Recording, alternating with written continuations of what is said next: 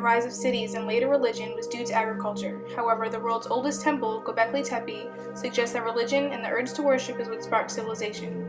Göbekli Tepe is the oldest known example of monumental architecture. Made up of dozens of massive stone pillars, the temple resembles the Stonehenge. However, Göbekli Tepe was built way before the Stonehenge, some 11,600 years ago. It is the first structure that human beings built that is bigger and more complicated than a hut. Göbekli Tepe is made of neatly carved limestone pillars, detailed with reliefs of animals, including gazelles, snakes, foxes, scorpions, and ferocious wild boars. When these pillars were built, nothing of comparable scale had already existed as far as we know.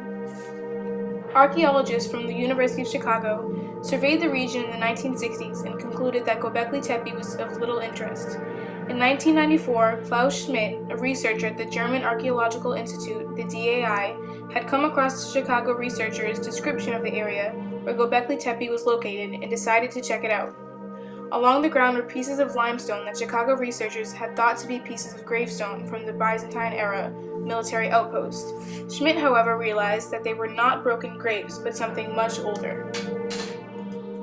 Along the ground, he also saw flint chips, a large amount of them in fact, and just minutes after arriving there, Schmidt realized that he was looking at a place where hundreds of people had worked in millennia past. As Schmidt and his team, a crew of German and Turkish graduate students, along with 50 or more local villagers, continued to examine the land, they struck an elaborately fashioned stone inches below the surface.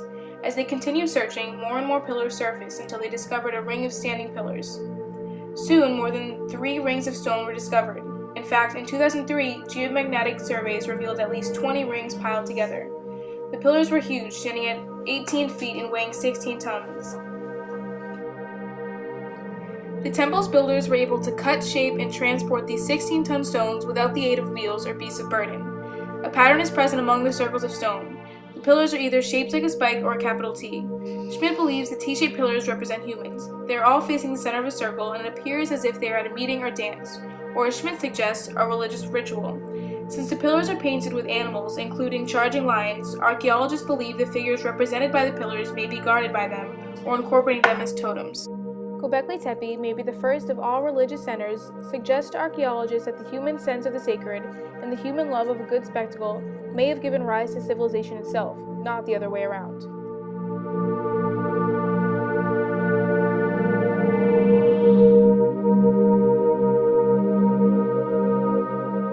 Our usual view of foragers is a small, mobile group of people that hunt and gather food. We assume they couldn't make big, permanent structures due to their nomadic tendencies, moving every so often to follow food sources. We did not think there were separate classes among them, like priests and craft workers, because they would have to carry extra supplies to feed them. But Göbekli Tepe shows that is what they did. In its time, Göbekli Tepe appears to be a symbol of the civilized world that was to come and a nomadic past that was already disappearing.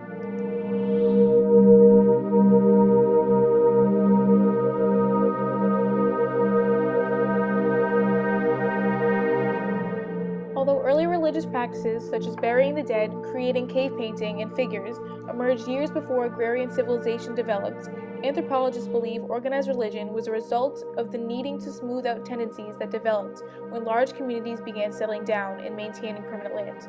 However, as Schmidt believes, Göbekli Tepe suggests a reversal of that scenario. Foragers constructing a massive temple provides evidence that organized religion could have come before the rise of agriculture and agrarian societies.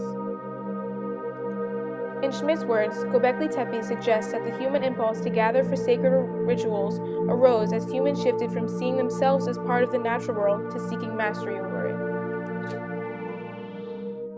Göbekli Tepe provides evidence to French archaeologist Jacques Calvin's theory that this change in consciousness, this conceptual shift, allows humans to imagine gods and other supernatural beings resembling humans, which existed beyond our physical world. It is believed the animals on the temple were guardians of the spiritual world.